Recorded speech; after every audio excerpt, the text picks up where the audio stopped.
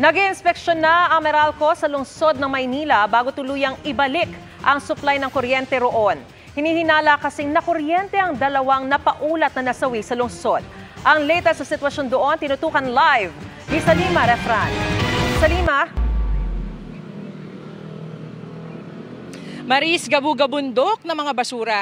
Yan ang iniwang pinsala ng malawakang pagbaha dito sa lungsod ng Maynila. At kung makikita mo nga itong aking nasa likuran, halos umabot na doon sa kalahati ng kalsada. Ang mga residente rito sinabi na kahit sila ay nalubog sa unos at baha, umaasa silang makakaahon muli. Ganito kalala ang bahang dulot ng habagat na pinalakas ng super bagyong Karina sa Maynila kahapon. Ang mga nakaparadang sasakyang ito sa may Vito Cruz, malapit sa Taft Avenue, inaanod na sa taas ng tubig. Kahit gabi na, maraming kalsada ang may baha pa rin at di madaanan.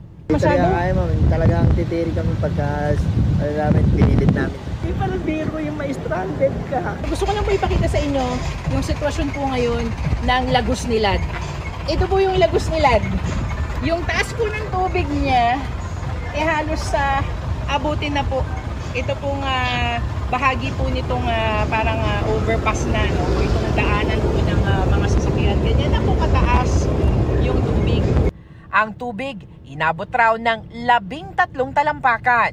Hindi lang lampas tao, kundi lampas bubong ang taas ng tubig. Pinasok rin ng tubig maging ang underpass.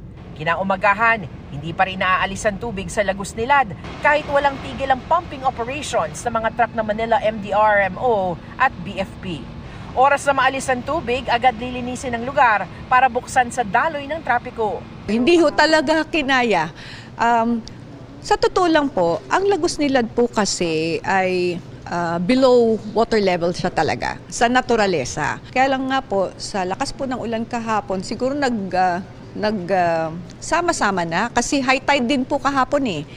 3 naiulat na nasawi sa lungsod.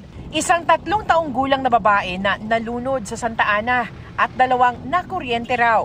Iniimbestigahan pa kung talaga bang pagkakuryente ang kanilang kinamatay. Sa inspeksyon ng Manila City Electrician's Office, may mga nakita mga illegal connection o jumper sa mga ilaw ng kalsada. Pag umuulan po, talagang mabilis po kasi ang daloy ng kuryente. So maaaring kung talagang nagbaha ho siya, maaari po talagang magkaroon ng kuryente sa area or ground po. Hindi po pwede talagang pakialaman yung mga electrical facilities natin dahil delikado po. May penalty po yan, may kulong din po yan.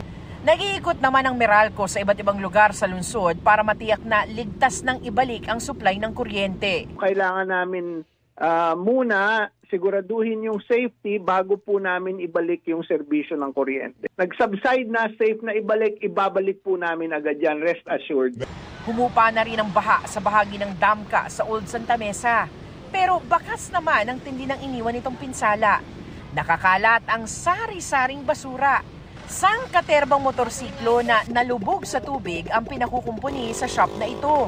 Kanya-kanyang linis naman ng mga residente. Wala tayong magagawa, kalamidad kasi ito eh. Kumbaga, wala tayong magagawa, tanggapin na lang natin. Maris, ayon nga sa Manila Public Information Office, magmula kanina madaling araw ay tuloy-tuloy yung ginagawa nilang clearing operations sa mga kalsadang apektado o may mga pinsala ng pagbaha. Sabi rin ng Manila PIO, mula kaninang alas 5 ng hapon ay bukas na sa daloy ng trapiko ang Lagos Nilad. Yan muna latest mula nga dito sa Maynila. Maris. Maraming salamat, Salima Refran.